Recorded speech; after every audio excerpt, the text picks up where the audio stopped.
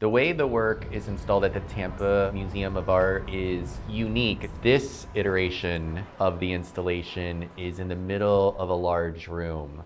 So the sound components not only talk to the works around them, but drift along the whole floor of the museum. Walking up to the work, hearing it first, starting to see it come into view is a tremendous thrill, and it's actually a huge part of the work itself. The fact that the visitors don't know exactly what they're walking into, but that they have like a bodily response first. They don't have to know what it is. It's a thrill, and it's where the work can fully project all the sensitivity and meaning and complexity that as an artist you yearn for in the studio to eventually move to an audience. My work is an installation of what are called sound screen therapy devices. And these are devices used by therapists. The non-looping white noise machines cancel out the sound waves and protect the conversations happening in their offices.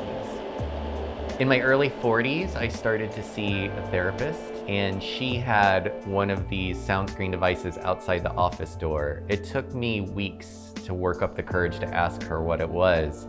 Later, when she told me, I started to muse upon these objects as being almost sacred, that the function of these objects had so much symbolic value that they were the edge of something very delicate and sensitive, and that what's going on inside we will never really be able to know, or more importantly, represent. If things are hard to represent themselves, what might we learn by taking something on the edge of that thing? How do we bear witness to the anxiety or trauma or reparative work that is being done, that needs to be done, that some people miss out on because they're unable to access those services?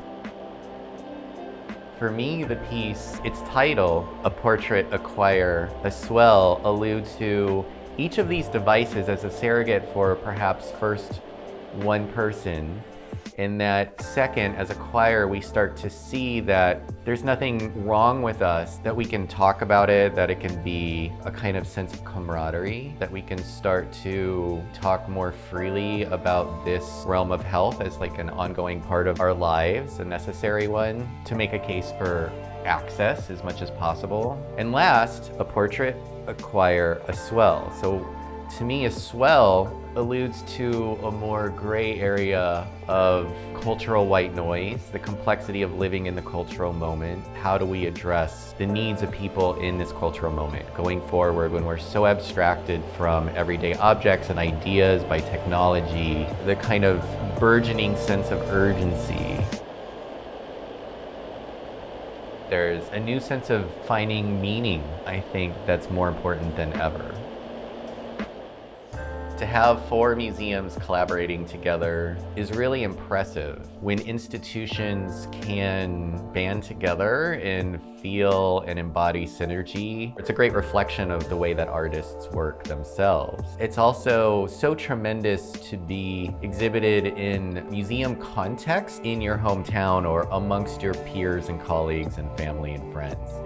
That is always a big deal.